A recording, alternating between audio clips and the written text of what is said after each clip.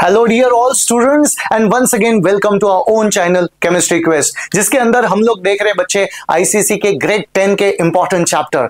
इसकी शुरुआत हम लोगों ने की थी एसिड बेसिस सॉल्ट से। एसिड बेसिस सॉल्ट्स के सारे वीडियो बच्चों यूट्यूब पे आ चुके हैं, आप उसको जरूर देखना। अलग अलग वीडियोस बना के रखे, जैसे एसिड्स क्या होता है, बेस क्या होता है, सॉल्ट्स के मेथड्स ऑफ प्रिपरेशन क्या होता है, सारी चीजों को हमने डिस्कस किया है। लेकिन इंपॉर्टेंट क्या होता है बच्चे, चैप्टर खत्म करना that is not important. Important होता है उसके क्वेश्चन आंसर को करना। वहां से हमें एक पैटर्न पता चलता है, क्वेश्चन के आंसर कैसे देने हैं, और बेटा वहां से हमारा कॉन्फिडेंस बढ़ने में मदद मिलती है। तो क्यों ना उसी पैटर्न को हम लोग देखेंगे बच्चों। तो आज का हमारा वीडियो होने वाला है इंपॉर्टेंट एमसीक्यूज, और ये एमसीक्यूज बहुत ही बच्चे मोस्ट एक्सपेक्टेड एमसीक्यूज होते हैं। यहां से आपका कॉन्फिडेंस तो बढ़ेगा ही बढ़ेगा, लेकिन बेटा सवाल को सॉल्व करने की क्षमता भी आपकी बढ़ जाती है। तो चलो क्यों ना शुरुआत करें एमसीक्यू को सॉल्व करने की। बेटा आप लोग क्या करना, वीडियो को पॉज करके एमसीक्यू का आंसर देना, बाद में एक्सप्लेनेशन तो मैं देता रहूंगा। हम लोग यहाँ पे बस इसका आंसर है उसका आंसर है वो डिस्कस करने के लिए नहीं है। हम लोग तो पूरा डिस्कशन, पूरा कंसेप्ट को डिस्कस करेंगे,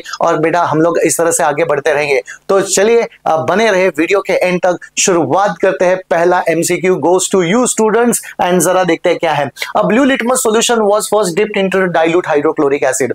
अच्छा, ब्लू लिटमस सॉल्यूशन को या फिर लिटमस पेपर को हमने हाइड्रोक्लोरिक एसिड में डिप किया इनिशियली। बेटा सबको पता है डाइल्यूट हाइड्रोक्लोरिक एसिड में अगर आप लोग डिप करते हो तो वहां पे क्या बन जाता है, ब्लू टू रेड बन जाता है। यहां से क्या बना, ब्लू टू रेड बन गया, क्योंकि आपने डाइल्यूट हाइड्रोक्लोरिक एसिड डाला। Then you added what, sodium hydroxide. अच्छा, सोडियम हाइड्रोक्साइड क्या होता है बच्चे, एक बेस होता है। अब सोडियम हाइड्रोक्साइड एक बेस होता है, तो वो क्या करेगा, रेड को फिर से ब्लू में कन्वर्ट कर देगा। अच्छा, इसका मतलब बेटा क्योंकि एसिड बेस एक दूसरे को कैंसिल कर रहे हैं, तो change to the first red and then it is blue. इसका मतलब पहला ही आंसर आपका क्या होने वाला है, करेक्ट होने वाला है बच्चे। आपको नीचे जाने की जरूरत ही नहीं है। चलो दूसरे ऑप्शन भी चेक कर लेते हैं। चेंजेस टू रेड, अच्छा चेंजेस टू रेड तो होगा, लेकिन आपने तो NaOH भी डाला ना। NaOH डालने के बाद वो फिर से अपना ओरिजिनल कलर आएगा। Change blue to colourless, blue to colourless तो नहीं होगा बच्चे, ब्लू का रेड हो जाता है। चलो आगे बढ़ लेते हैं। Remains blue both in the solution, remains blue तो नहीं रहेगा, तो आपका पहला आंसर यहां पे आ गया बच्चों। चलो सेकंड क्वेश्चन पे चलते हैं। A solution whose pH is greater than 7। अच्छा बच्चों, कुछ याद आया आप लोगों को, हम लोगों ने क्या पढ़ा था बच्चे, इफ द सॉल्यूशन का pH is equal to 7, if the pH is greater than 7 and if the pH is less than 7। बेटा if the pH is equal to 7 तो बच्चों मैं उसको क्या बोलता हूं, न्यूट्रल। वो सॉल्यूशन कौन सा हो जाता है बच्चे, तो न्यूट्रल हो जाता है। अच्छा, pH is more than 7 तो वो सॉल्यूशन कौन से नेचर का होता है, बेसिक इन द नेचर हो जाता है। एंड अगर pH is smaller than the 7 the solution might be acidic in nature होता है बच्चों। तो याद रखना यहाँ पे क्या पूछा है, pH is greater than the 7। अगर pH greater than the 7 है तो it is basic in the nature। तो बेटा देखना यहाँ पे ऑप्शन, यस पहला ही ऑप्शन है basic in the nature. Neutral नहीं होगा, bitter bases are bitter to taste, लेकिन बेटा it is basic in the nature होता है। बेटा टेस्ट के बारे में तो हमें नहीं पूछा, इसके नेचर के बारे में हमें पूछा है। चलो आगे बढ़ लेते हैं हम लोग। Next one, on diluting the solution to the pH of 4 its pH will be। अच्छा हमें क्या पूछा है, सॉल्यूशन को डाइल्यूट किया है। अच्छा, pH के 4 के सॉल्यूशन को हमने डाइल्यूट किया। बच्चे पहले तो बात मुझे बता, डाइल्यूशन करने के बाद कॉन्सेंट्रेशन ऑफ H+ बढ़ेगा कि कम होगा, ऑब्वियसली कम होने वाला है, क्योंकि बेटा पानी ज्यादा आएगा तो ultimately the number of H+ ion per unit volume तो कम ही होने वाले हैं। बेटा पर यूनिट वॉल्यूम पहले तो ज्यादा आयन थे, लेकिन आपने पानी डाला तो कॉन्सेंट्रेशन ऑफ H+ आयन कम हो गया। कॉन्सेंट्रेशन ऑफ H+ आयन कम हो गया तो बच्चे क्या हो जाता है, pH विल इंक्रीज। इसका मतलब पहले pH कितना था, पहले pH 4 था, समझ में आ गया, लेकिन आपने डाइल्यूशन कर दिया। अब डाइल्यूशन करने के बाद pH क्या रहेगा, मोर देन 4 रहेगा। pH will be more than 4, इसका मतलब pH क्या करेगा, pH तो इंक्रीज करेगा। आंसर वंस अगेन ए रहा। बेटा रिमेन तो सेम नहीं रहेगा, डिक्रीज तो होगा नहीं। Can't say, how it you can't say, समझे ना, कुछ ना कुछ तो बदलाव तो हुए होंगे बच्चों। तो चलो आगे बढ़ लेते हैं हम लोग। The metal oxide which can react with the acids as well as alkali. ऐसे कौन से मेटल ऑक्साइड होते हैं जो एसिड के साथ भी रिएक्ट करते हैं और बेस के साथ भी रिएक्ट करते हैं। इसके लिए बच्चे एक हमारे पास कंसेप्ट होता है, and that concept we called as amphoteric metal होता है। एम्फोटेरिक मेटल क्या होता है बच्चे? एम्फोटेरिक मेटल तो कहीं पे लिख देना आप लोगों ने। एम्फोटेरिक मेटल ऐसे मेटल्स होते हैं जो किसके साथ रिएक्ट करेंगे बेटा? एसिड के साथ भी रिएक्ट करते हैं और बेस के साथ भी रिएक्ट करते हैं। ऐसे मेटल्स को मैं बोलता हूं एम्फोटेरिक मेटल। कौन से मेटल होते हैं बच्चों? ये होता है आपका जिंक, लेड एंड एल्यूमिनियम। समझे ना? जिंक, लेड, एल्यूमिनियम ये मेटल एम्फोटेरिक होते हैं। एनालिटिकल केमिस्ट्री में भी आप उसको जरा देखें ना।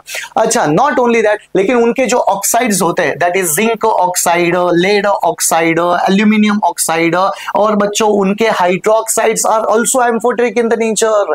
उनके हाइड्रोक्साइड भी एम्फोटेरिक होते हैं। इसका मतलब बेटा जरा देखना, हमें तो उनके ऑक्साइड पूछे, कौन से ऑक्साइड्स होते हैं जो एम्फोटेरिक? एम्फोटेरिक का मतलब होता है एसिड एंड बेस के साथ रिएक्ट करने वाला। तो बेटा जरा देखना, यहाँ पे जिंक, लेड, एल्यूमिनियम में कोई ऑप्शन है क्या? कैल्शियम तो नहीं होगा। अरे एल्यूमिनियम आ गया, एल्यूमिनियम सही हो सकता है। दूसरे ऑप्शन चेक कर लेते हैं, सिल्वर नहीं होगा, कॉपर नहीं होगा। तो आंसर क्या रहेगा आपके बच्चे? आंसर रहेगा आपका b answer. I hope confidence बढ़ रहा होगा। चलो आगे बढ़ लेते हैं। चलो ये रीड करो। Anhydrous FeCl3 is prepared bye, detail में डिस्कशन किया था methods of preparation of salts. बेटा कौन सा रिएक्शन होता है, कौन सा मेथड ऑफ प्रिपरेशन होता है? Combination reaction. बेटा क्या बोला था हमने कॉम्बिनेशन रिएक्शन में? कॉम्बिनेशन या फिर सिंथेसिस रिएक्शन। कॉम्बिनेशन में मैंने शॉर्टकट दिया था बेटा, हर मेथड के लिए मैंने शॉर्टकट टेक्निक दिया है। अगर नहीं पता है तो methods of preparation of salts में जरा जाके देखना, लास्ट वाला वीडियो जरा देखना, अमेजिंग, पूरे कंसेप्ट में क्लैरिटी आती है बच्चे। सल्फाइड के सॉल्ट एंड FeCl3 का salt is prepared bye combination reaction. बच्चे ये याद रखना आप लोगों ने, कौन सा भी metal sulphide, sodium sulphide, calcium sulphide, magnesium sulphide, iron sulphide and FeCl3 iron 3 chloride, ferric chloride है क्या कहीं पे option? Yes, direct combination reaction आ गया। डायरेक्ट कॉम्बिनेशन, न्यूट्रलाइजेशन नहीं, डिकम्पोजिशन नहीं, डबल सिंगल डिस्प्लेसमेंट ना डबल डिस्प्लेसमेंट, बेटा ये तो डायरेक्टली आ गया कॉम्बिनेशन रिएक्शन। डायरेक्ट कॉम्बिनेशन बोला तो भी चलेगा। चलो आगे बढ़ लेते हैं। नेक्स्ट वन बच्चे, a salt is prepared by neutralisation with titration. Which नहीं है, विथ टाइट्रेशन है। अच्छा, टाइट्रेशन और न्यूट्रलाइजेशन है तो बेटा मैंने तुम लोगों को क्या बोला था? मैंने शॉर्टकट बोला था, जितने भी स्पा के सॉल्ट्स होते हैं। अरे सर स्पा के सॉल्ट मतलब क्या? It is nothing but your sodium का सॉल्ट, पोटेशियम का सॉल्ट एंड अमोनियम का सॉल्ट। बेटा इतना इजी वे हो जाता है। सोडियम, पोटेशियम एंड अमोनियम के salts are prepared by neutralisation with titration, मतलब एसिड एंड अल्कली। समझ में आ गया? न्यूट्रलाइज टाइट्रेशन मतलब क्या? एक अल्कली लेना है, एसिड लेना है। और बेटा स्पा, सोडियम, पोटेशियम, अमोनियम है क्या कहीं? Sodium, potassium, ammonium. बेटा देखना, मैग्नीशियम तो नहीं हो सकता, कैल्शियम नहीं हो सकता, कॉपर नहीं हो सकता, तो ये हो गया सोडियम सल्फेट। लेकिन बच्चे अगर आपको रिएक्शन पूछा गया तो कैसे लिखोगे? तो रिएक्शन कुछ इस तरह से आता है। बच्चे देखना, हम लोगों ने पढ़ा था अगर आपको स्पा का salt banana that is sodium sulphate. Sulphate है तो एसिड कौन सा लोगे? Sulphuric acid. समझे ना? सल्फेट है तो लोगे सल्फ्यूरिक एसिड। अच्छा, सोडियम का सॉल्ट है तो अल्कली कौन सा लोगे बच्चों? अल्कली लोगे आप लोग सोडियम हाइड्रोक्साइड। पोटेशियम होता तो पोटेशियम हाइड्रोक्साइड, अमोनियम होता तो अमोनियम हाइड्रोक्साइड। तो बच्चे मैंने यहां पे लिख दिया सोडियम हाइड्रोक्साइड, ठीक है ना? और ये बन गया आपका सॉल्ट एंड वाटर। बच्चों मैंने सिर्फ आंसर नहीं बताया, मैंने कई बार ऐसा हो सकता है कि examiner might ask you the balance chemical equation. तो बच्चे मैंने यहां पे इक्वेशन लिख दिया, आपको बैलेंस भी करना है। चलो आगे बढ़ लेते हैं। आगे MCQ बच्चे आपके लिए। चलो ये इसको सॉल्व करो दो। इसको सॉल्व करना। Dilute sulphuric acid will produce white PPT. Sulphuric acid PPT generate कर रहा है, व्हाइट पीपीटी को प्रोड्यूस कर रहा है। किसके साथ? जब इन चारों के साथ ऐड करने के बाद कौन से सॉल्यूशन के साथ वो व्हाइट पीपीटी बनाएगा? बच्चे जरा एक ना, सल्फ्यूरिक एसिड है तो बेटा सल्फ्यूरिक एसिड में क्या होता है? सल्फेट होता है। और बच्चे हमने बोला था all sulphates are soluble, all sulphate exception. Exception का क्या रहेगा? PCB sulphate. अरे सर ये PCB क्या था? प्रिपरेशन ऑफ सॉल्ट्स में हम लोगों ने पढ़ा था, सोल्यूबल इनसोल्युबिलिटी में हम लोगों ने पढ़ा था। इसका मतलब बेटा होता है आपका लेड सल्फेट, देन नेक्स्ट होता है calcium sulphate and the barium sulphate and these are will be insoluble. ये सारे सल्फेट इनसोल्युबल होते हैं, इनको छोड़ के सारे सल्फेट सोल्युबल होते हैं। जनरली सभी सल्फेट सोल्युबल, इन तीनों नमूनों को छोड़ के, that is PCB, lead sulphate, calcium sulphate and barium sulphate. है क्या कोई बेरियम लेड का सॉल्ट यहाँ पे? यस सर, लेड नाइट्रेट आ गया। ऑल नाइट्रेट्स आर सोल्युबल बच्चे, ऑल नाइट्रेट, सभी नाइट्रेट पानी में डिसॉल्व, देखना सभी के सभी नाइट्रेट पानी में डिसॉल्व है। लेकिन बच्चे ये जो लेड नाइट्रेट होता है वो किसके साथ कंबाइन करेगा पता है? वो तो सल्फ्यूरिक एसिड के साथ कंबाइन करेगा। अब वो जब सल्फ्यूरिक एसिड के साथ कंबाइन करेगा तो क्या बनाएगा? अरे double displacement reaction. Double displacement मतलब क्या बनाएगा? PbSO4, एंड PbSO4 तो हमें पता है वो तो क्या फॉर्म करेगा? इनसोल्यूबल फॉर्म करेगा। बेटा क्या जिंक, देखो अगर जिंक होता तो जिंक सल्फेट बनाता, जिंक सल्फेट तो सोल्यूबल है। अच्छा, सोडियम सल्फेट सोल्यूबल है, कॉपर सल्फेट सोल्यूबल है, तो इनसोल्यूबल कौन रहा? PCB। तो बच्चे आंसर मिल गया। यदि अगर वहां पे बैरियम क्लोराइड भी होता ना तो आंसर बैरियम होता था, कैल्शियम क्लोराइड होता तो कैल्शियम हो जाता था। समझ में आ गया बच्चों? चलो आगे बढ़ लेते हैं हम लोग। तो इसके लिए शॉर्टकट टेक्निक करना बहुत जरूरत है। चलो आते हैं नेक्स्ट MCQs की तरफ। विच of the one following will not produce an acid when made to react with the water। अच्छा, मतलब पानी के साथ रिएक्ट करेगा लेकिन वो एसिड को जनरेट नहीं करेगा, समझे ना? ऐसा कौन सा होता है बेटा? जनरली क्या हम लोगों ने क्या पढ़ा था? Non metal oxide acidic in nature होते हैं। नॉन मेटल ऑक्साइड मतलब जितने भी नॉन मेटालिक ऑक्साइड्स होते हैं अगर आप पानी में डिसॉल्व करोगे तो वो क्या जनरेट करेंगे? वो तो जनरेट करते हैं acid. Metallic oxides are basic in nature, लेकिन नॉन मेटालिक ऑक्साइड कौन से नेचर के होते हैं बच्चे? वो तो बेस एसिडिक नेचर होते हैं। अच्छा, एसिडिक नेचर है तो कार्बन डाइऑक्साइड, सबको पता है कार्बन डाइऑक्साइड पानी में डिसॉल्व करता है तो क्या बना देता है बच्चे? कार्बोनिक एसिड बना देता है, कार्बोनिक एसिड। ये तो सबको पता है। जितना कोल्ड ड्रिंक्स तुम लोग पी रहे हो बच्चों वो क्या होता है? Carbonic acid. मतलब ऑप्शन तो ये नहीं होगा क्योंकि हमें पूछा है नॉट टू प्रोड्यूस। समझ में आ गया? नाइट्रोजन डाइऑक्साइड हो गया। अब नाइट्रोजन डाइऑक्साइड भी क्या जनरेट करता है बेटा? तो नाइट्रिक एसिड को जनरेट करता है। नाइट्रिक एसिड, नाइट्रस एसिड, इस प्रकार के एसिड को जनरेट करता है। नेक्स्ट वन, सल्फर ट्राइऑक्साइड पानी में डिसॉल्व करोगे ना बेटा, सल्फर ट्राइऑक्साइड तो सल्फ्यूरिक एसिड को जनरेट करता है। लेकिन बच्चे कार्बन मोनोऑक्साइड, याद रखना कहीं पे इंपॉर्टेंट मार्क करके रखना, कहीं इंपॉर्टेंट बेटा। Carbon monoxide, nitrogen monoxide, nitrous oxide, ये सभी के सभी बच्चे, ये सभी के सभी आपके न्यूट्रल ऑक्साइड्स होते हैं। कहीं पे इंपॉर्टेंट मार्क करके रखना बच्चे, 11th 12th में भी आएगा आप लोगों को। ये सभी के सभी न्यूट्रल ऑक्साइड्स होते हैं। और बच्चे कहीं ना कहीं तो आपने 8th स्टैंडर्ड में भी पढ़ा है ऑक्साइड्स के प्रकार कौन से होते हैं। तो बच्चा ये तो आपका हो गया न्यूट्रल ऑक्साइड, पानी में डिसॉल्व करो लेकिन कुछ एसिड फॉर्म नहीं करेगा। तो आंसर आपका कौन सा बन गया बेटा? आंसर आपका बन गया carbon monoxide, option number C, option number C. चलो बच्चों आगे हम लोग बढ़ेंगे। चलो अब ये करोगे आप लोग चलो ये करो, वीडियो को पॉज करो और आंसर देने की कोशिश करो। चलो मैं करता हूं। Sodium bisulphate, sodium hydrogen sulphate, इस केमिकल कंपाउंड का नाम क्या बेटा? Sodium hydrogen sulphate. जरा देखना, ये होता है NaHSO3 सल्फाइट है, सॉरी सोडियम हाइड्रोजन सल्फाइट है, SO3, ठीक है ना। लेकिन बच्चे आपने गौर से देखा क्या, इस सॉल्ट में अनायन में एक हाइड्रोजन है। और बेटा हम लोगों ने पढ़ा था कहां पे? क्लासिफिकेशन ऑफ सॉल्ट्स में हमने पढ़ा था acid salt, basic salt, normal salt को कैसे आइडेंटिफाई करें। तो इसके लिए मैंने एक शॉर्टकट टेक्निक बताया था बच्चों। अनायन को देखो, अनायन को, अच्छा कटायन को मत देखो, अनायन को देखो। अगर अनायन में हाइड्रोजन है, अनायन में हाइड्रोजन है, एसिड सॉल्ट है। अनायन में हाइड्रोक्साइड है, बेसिक सॉल्ट है। अनायन में ना H+ है ना OH- है, तो समझ लेना वो तो नॉर्मल सॉल्ट हो गया। तो बच्चे इस सॉल्ट में हाइड्रोजन हो गया। अगर इस सॉल्ट में हाइड्रोजन हो गया तो वो सॉल्ट कौन सा रहेगा? एसिड सॉल्ट, ऑप्शन बन गया सी। लेकिन बच्चे अगर आपको ऐसा कुछ दे दिया MgOHCl, अच्छा अनायन में देखना हाइड्रोक्साइड आ गया, हाइड्रोक्साइड आ गया, बेसिक सॉल्ट हो गया। नेक्स्ट वन, नेक्स्ट वन, अगर बच्चे मैंने लिखा MgCl2, अब अनायन को देखना, ना यहाँ पे हाइड्रोजन है ना, सॉरी ना यहाँ पे हाइड्रोजन है ना यहाँ पे हाइड्रोक्साइड है, तो सॉल्ट कौन सा रहेगा? नॉर्मल सॉल्ट रहेगा, नॉर्मल सॉल्ट। लेकिन बच्चे हमें तो ये पूछा था, तो इसका आंसर क्या रहेगा? इसका आंसर रहेगा सी। समझ में आ गया? Option number C. चलो आगे बढ़ लेते हैं, ये तुम्हारे हवाले। मजेदार है बेटा, बढ़िया सा एग्जांपल है, करो, करने की कोशिश करो। विच of the following hydroxide not an alkali? पहले तो मुझे बताओ अल्कली का मीनिंग क्या होता है?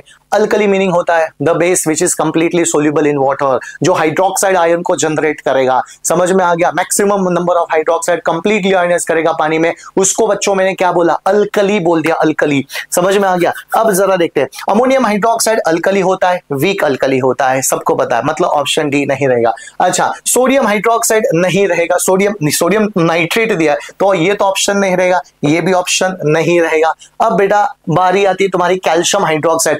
कैल्शियम मेटल तो ग्रुप नंबर 2 से बिलोंग करता है, अल्कलाइन अर्थ मेटल।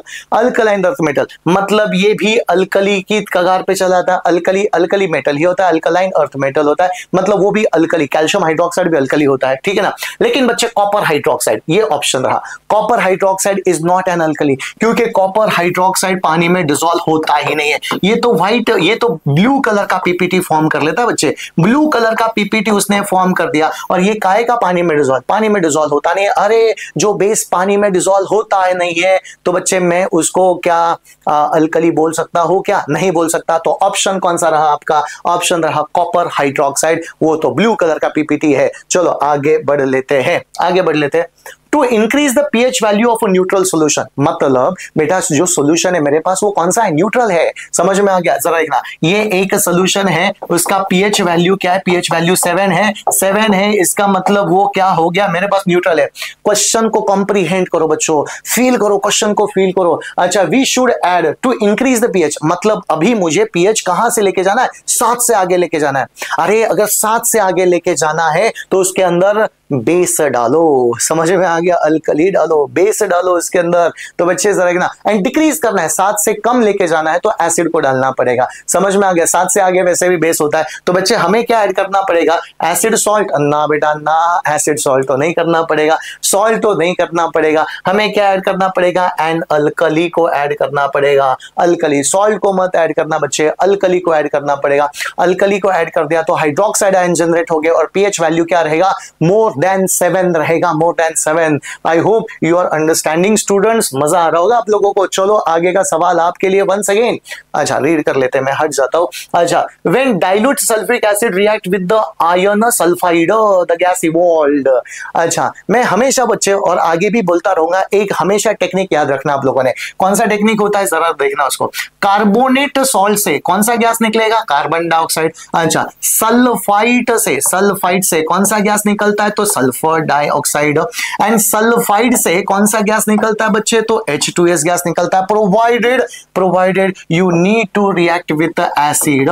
इसको एसिड के साथ रिएक्ट करो, इसके एसिड के साथ रिएक्ट करो, इसको भी एसिड के साथ रिएक्ट कर देना। इसका मतलब बच्चे मुझे क्या पता चला? अनायन से अगर मुझे गैस निकालना है तो एसिड के साथ, कार्बोनेट से कार्बन डाइऑक्साइड गैस निकलता है, सल्फाइड से sulphur dioxide, and sulphide IDE सो कौन सा गैस निकलेगा? तो हाइड्रोजन सल्फाइड गैस निकलेगा। तो बेटा हमें वही पूछा है कि आप लोगों ने आयन सल्फाइड में ऐड कर दिया, सल्फाइड में ऐड किया, सल्फाइड नहीं बोला, तो कौन सा गैस निकलने वाला बच्चे? H2S गैस निकलेगा। H2S गैस हैज अ रॉटन एक स्मेल। लेड एसिटेट पेपर को किस में कन्वर्ट करता है? Silvery black. तो immediately back of the mind, जब भी कोई गैस निकलता है ना, उसके test back of the mind चलने चाहिए। बेटा यू टेल मी, तो कौन सा गैस निकला? Hydrogen sulphide. तो आपका ऑप्शन रहा that is nothing but your D is your correct option. मेरी बात सबको समझ में आ गई?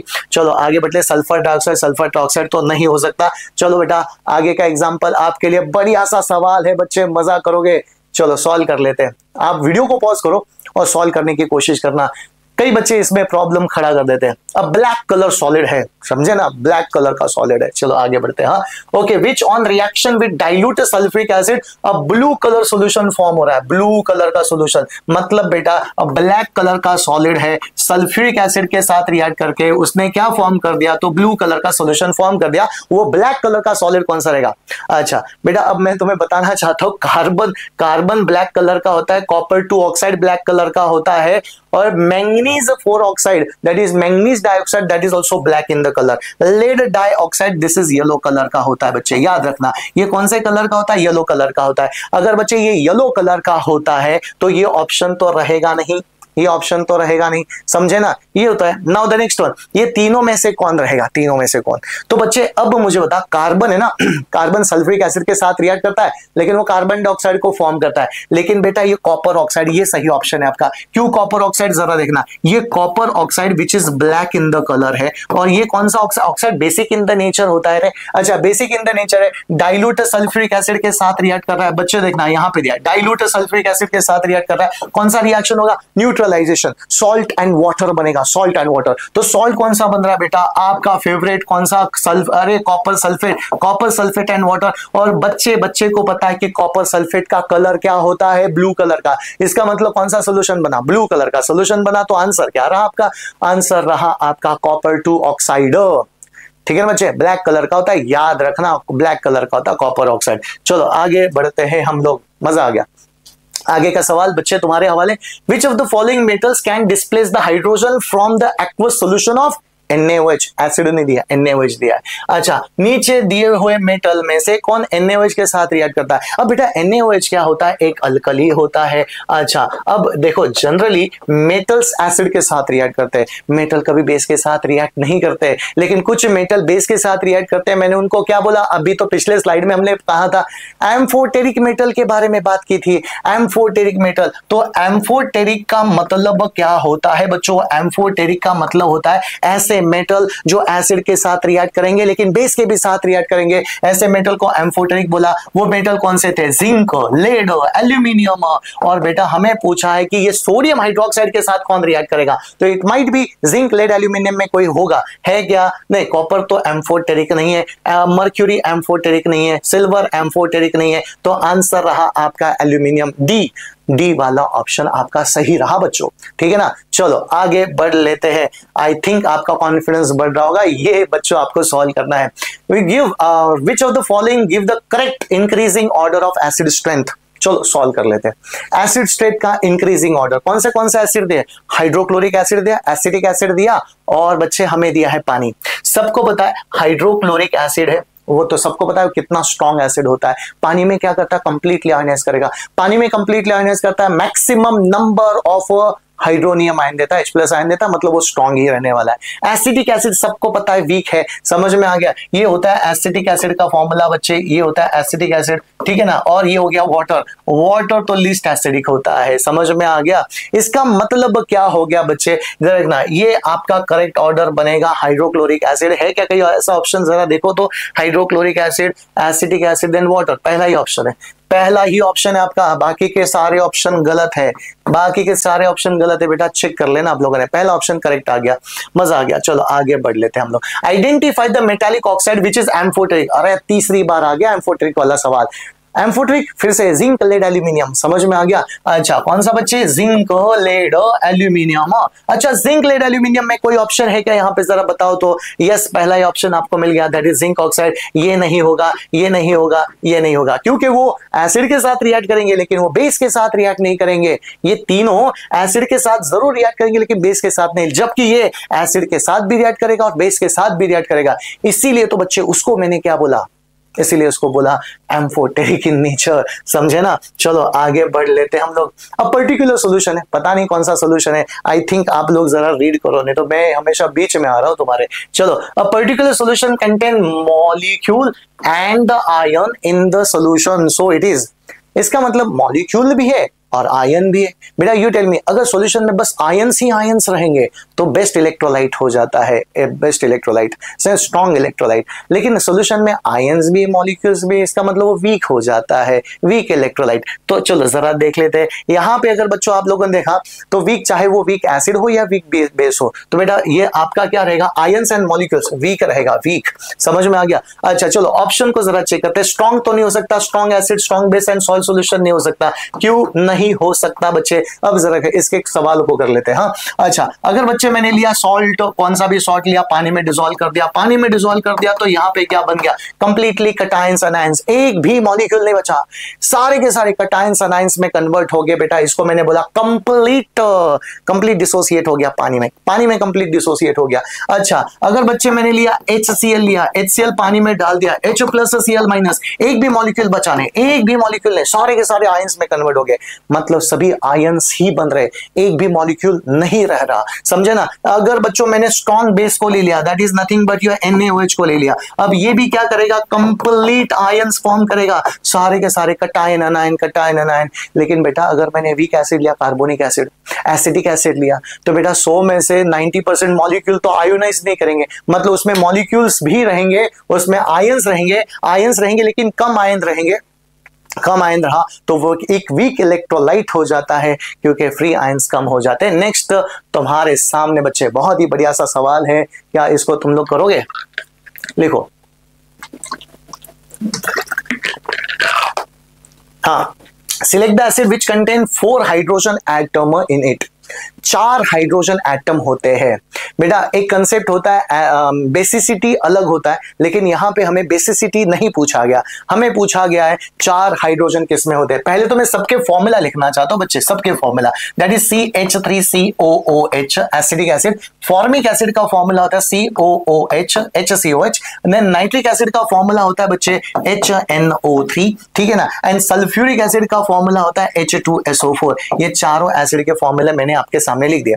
अब बेटा जरा देखना, अगर मैंने पूछा यहां पे हाइड्रोजन कितने हैं, यहां पे hydrogen total number of hydrogen 4 है, 4, यहां पे टोटल नंबर ऑफ हाइड्रोजन 2 है, यहां टोटल नंबर ऑफ हाइड्रोजन 1 है, और यहां पे टोटल नंबर ऑफ हाइड्रोजन कितने हैं? 2 है। तो बेटा इस प्रकार से आपका आंसर क्या हो रहेगा? इस प्रकार से आपका आंसर रहेगा एसिडिक एसिड। लेकिन अब मैंने सवाल में बदलाव कर दिए और बच्चों मैंने यहां पे बोल दिया इसकी बेसिसिटी क्या रहेगी, सबकी बेसिसिटी क्या रहेगी। बेसिसिटी मतलब रिप्लेसेबल हाइड्रोजन कितने हैं, रिप्लेसेबल हाइड्रोजन ना दोस्तों, जरा देखना रिप्लेसेबल हाइड्रोजन। अच्छा, इसके कितने रिप्लेसेबल है बेटा? दिखने में 4 है लेकिन हाइड्रोजन कितना दे रहा है? 1 ही हाइड्रोजन दे रहा है। यहां पे भी दिखने में 2 है लेकिन हाइड्रोजन कितना दे रहा है? 1 ही दे रहा है। यहां पे 1 ही है तो 1 देगा, और यहां पे कितने दे रहा है बच्चों? 2 दे रहा है, तो इसकी बेसिसिटी हो गई 2। तो अगर बच्चों मैंने सवाल को घुमा दिया, मैंने बोला सबसे ज्यादा बेसिसिटी किसकी रहेगी, तो सल्फ्यूरिक एसिड की रहेगी, समझ में आ गया। लेकिन ज्यादा हाइड्रोजन एटम किसमें है, तो वो एसिडिक एसिड में है, समझ में आ गया।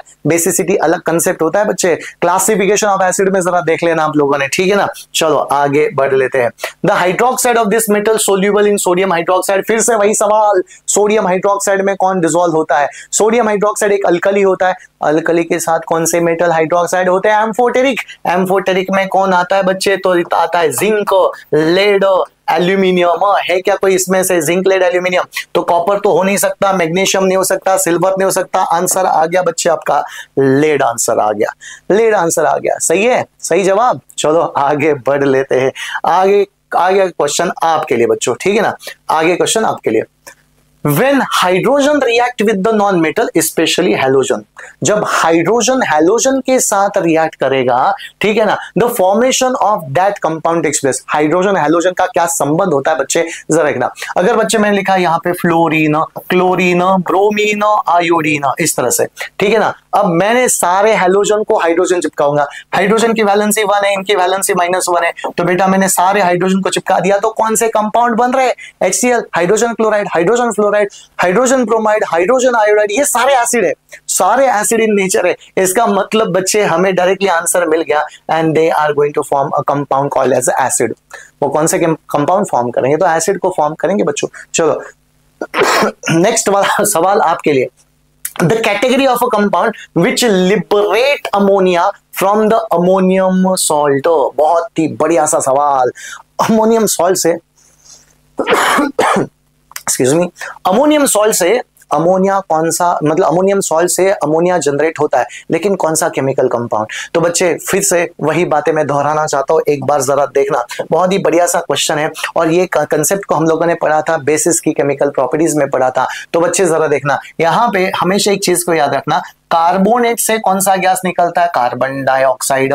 रिमेंबर, सल्फाइड से कौन सा गैस निकलता है बच्चे? तो सल्फर डाइऑक्साइड। अच्छा, सल्फाइड से कौन सा गैस निकलेगा? तो H2S गैस निकलेगा। लेकिन point to be noted, point to be noted बेटा, ये सारे क्या थे? आपके अनायन थे, और अनायन से कौन सा गैस निकला? ये अनायन से गैस निकलता है। कार्बोनेट एक अनायन था, अनायन से कार्बन डाइऑक्साइड निकला। इसका मतलब कार्बोनेट से कार्बन डाइऑक्साइड निकला, प्रोवाइडेड आपने किसके साथ रिएक्ट कर दिया बेटा? एसिड के साथ रिएक्ट कर दिया। अब मैं दूसरा सवाल आप लोगों से पूछ रहा हूं, अनायन से गैस निकाला तो एसिड के साथ रिएक्ट कर दिया। अब बच्चे मैंने लिया अमोनियम कटायन, समझ में आ गया? मेरे पास कौन सा है? अमोनियम कटायन है, और मुझे गैस कौन सा सा निकालना है? अमोनिया गैस निकालना है। रिमेंबर बेटा जरा देखना, अब तुम मुझे आंसर दोगे। हाँ देखो, अनायन से गैस निकालना था, अनायन से गैस को निकालना था तो मैंने एसिड के साथ रिएक्ट कर दिया। अब कटायन से गैस निकालना है तो किसके साथ रिएक्ट करना पड़ेगा बच्चे? तो मुझे बेस के साथ रिएक्ट करना पड़ेगा, अल्कली के साथ रिएक्ट करना पड़ेगा। और वही सवाल हमारा है,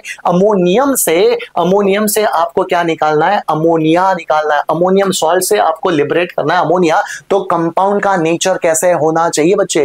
कंपाउंड का नेचर होना चाहिए alkali, that is basic in the nature, basic nature. तो बेटा अल्कली होना चाहिए। पीएच क्या होना चाहिए? पीएच इज मोर देन 7 होना जरूरी है। पीएच मोर देन 7 होना जरूरी है। आर यू गेटिंग मी और नॉट? राइट ना बच्चों, चलो आगे बढ़ लेते। ये सवाल काफी इंटरेस्टिंग था। चलो क्वेश्चन नंबर 23 पे चले जाते हैं।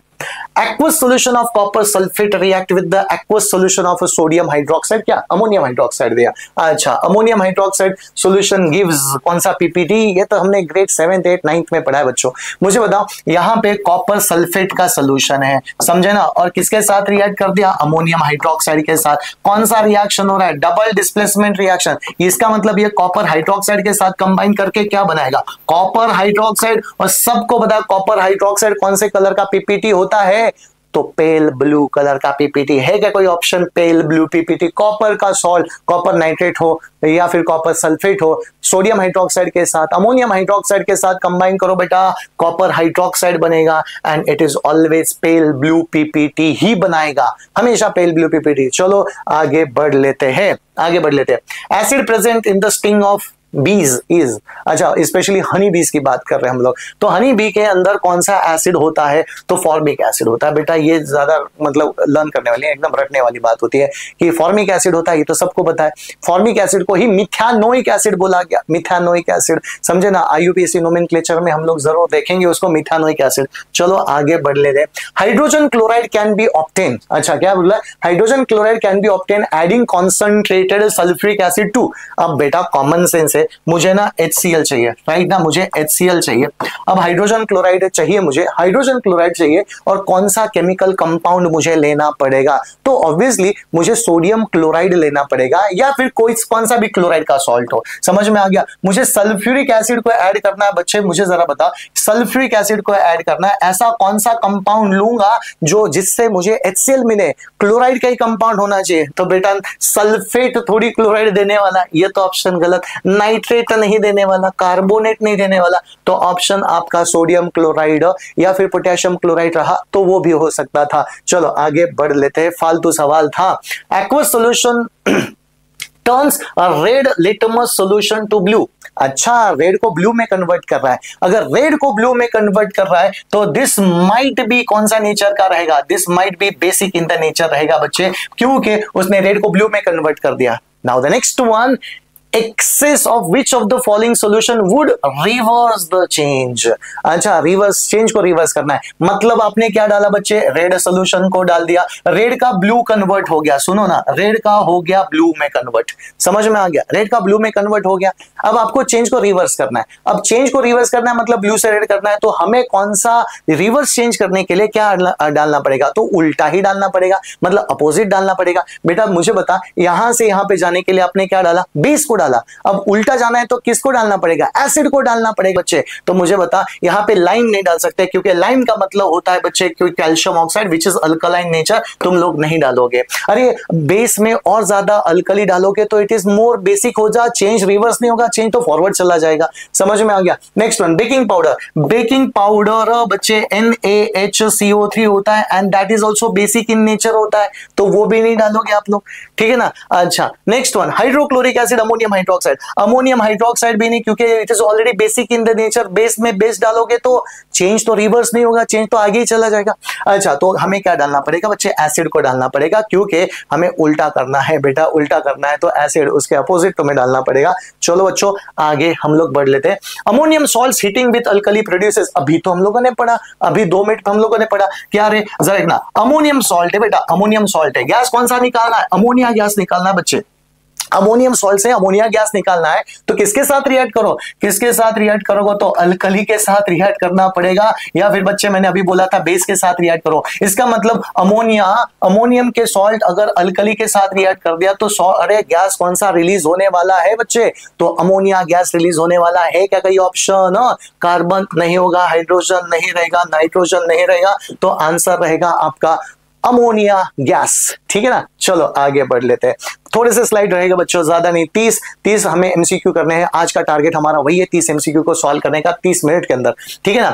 Laboratory preparation of copper sulphate, अरे कॉपर सल्फेट का प्रिपरेशन क्या रहेगा बच्चे, कॉपर सल्फेट का neutralisation without titration. Copper sulphate हो या फिर लेड का कोई भी सोल्यूबल सॉल्ट हो, अगर तुम्हें नहीं आता है तो मेथड्स ऑफ प्रिपरेशन के ऊपर डिटेल में वीडियो हम लोगों ने बनाया बच्चों, वहां पे सारे मेथड ऑफ प्रिपरेशन हम लोगों ने किए। अच्छा, तो यहां पे होता है न्यूट्रलाइजेशन, या फिर बेटा डिस्प्लेसमेंट नहीं हो सकता है, direct combination, decomposition bye acid भी हो सकता है। कैसे डिकम्पोजिशन बाय एसिड, जरा देखना बच्चे। अगर मुझे कॉपर सल्फेट चाहिए तो बच्चे मैं क्या करूंगा पता है, कॉपर कार्बोनेट ले सकता हूं। अब कॉपर कार्बोनेट ले सकता हूं, किसके साथ रिएक्ट करूंगा, सल्फ्यूरिक एसिड के साथ, वो भी डाइल्यूट सल्फ्यूरिक एसिड के साथ। तो बच्चे मुझे क्या मिलेगा, copper sulphate, salt plus water plus carbon dioxide. तो बेटा सॉल्ट, जरा देखना, सॉल्ट मिल गया क्योंकि सल्फ्यूरिक एसिड है तो सल्फेट का सॉल्ट मिलेगा, प्लस मिला बच्चों वाटर, प्लस मिला कार्बन डाइऑक्साइड। तो बच्चे देखा decomposition of a compound bye acid, समझ में आ गया। मतलब देखा डिकम्पोजिशन बाय एसिड, ये केमिकल कंपाउंड को मैंने डिकम्पोज कर दिया बाय एसिड। अच्छा, अगर ऑप्शन ये नहीं रहता तो बच्चे न्यूट्रलाइजेशन विदाउट टाइट्रेशन भी हो सकता था।